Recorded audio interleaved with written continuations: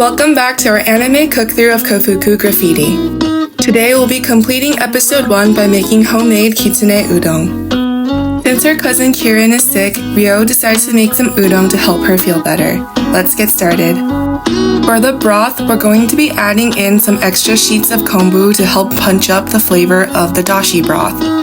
I'm using 2 pieces of dried kombu with 5 cups of water. Bring it to a boil, then immediately remove the kombu so you don't get a bitter, slimy taste.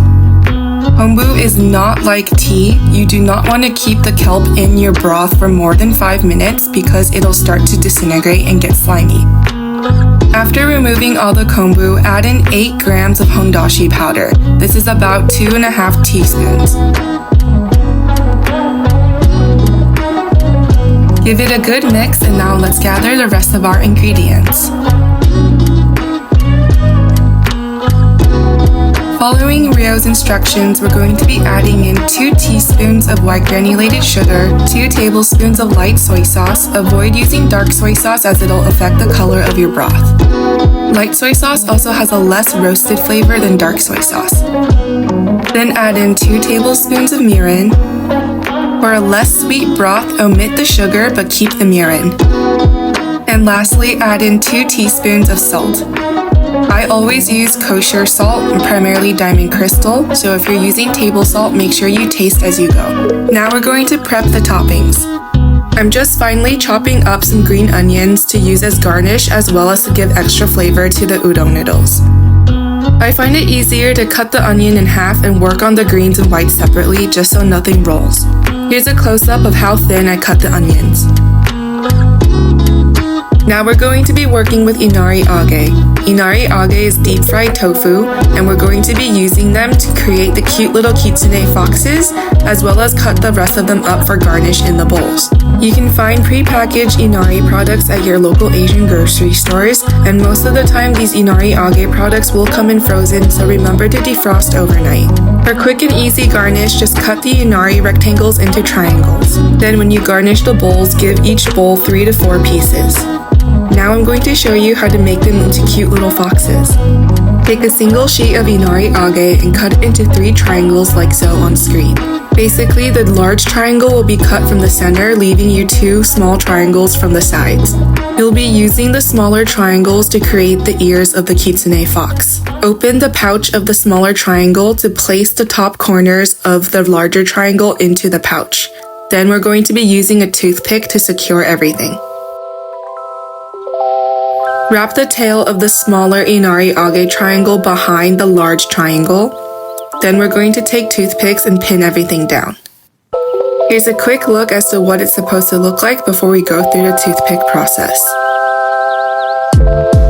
Once you place one of the corners into one of the small triangle pouches, use a toothpick and pierce it completely through. Remember, you're only connecting the large triangle with the bottom layer of the small triangle pouch.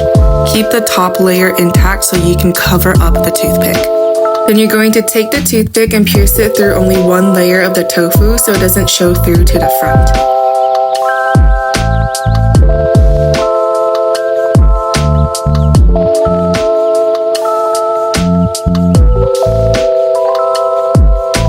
To secure the extra tail from wrapping around, you take another toothpick and just pierce it through so you secure it to the top of the fox's head.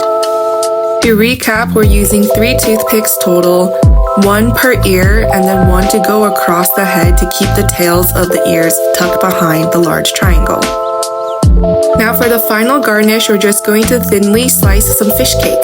I'm using the fish cake that comes in a log with floured edges and a pink spiral in the center. The name of this specific shape of fish cake is called Narutomaki. You can slice it to your preferred thickness, but I like slicing it super thin so when I pour the hot boiling broth over the top, everything is heated up.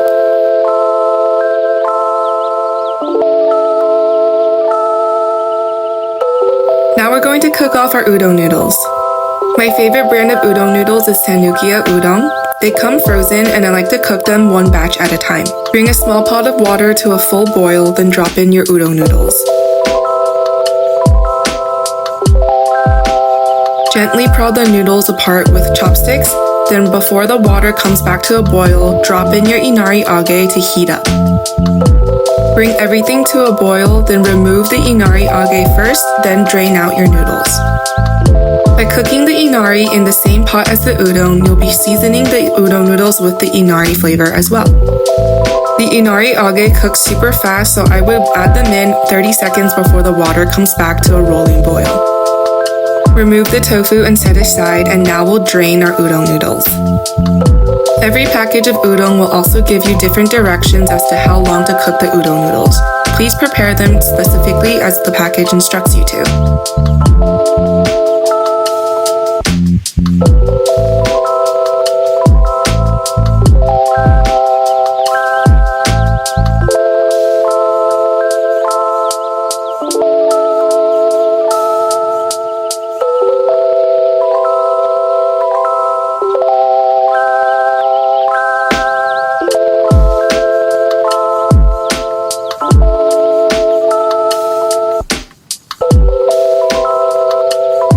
We'll be cooking the Kitsune Inari shapes the same way as regular Inari Age. We're dropping them into a pot of boiling water with the udon noodles, removing them first and then straining out the noodles. Your Kitsune foxes should stay intact, but if you're afraid of them falling apart while boiling, just add them onto the bowl as a garnish, then pour the hot soup over it to heat up.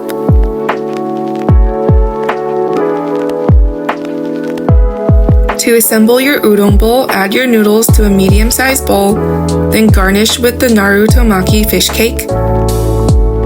Use however many slices you'd like. I put a lot because my family loves this.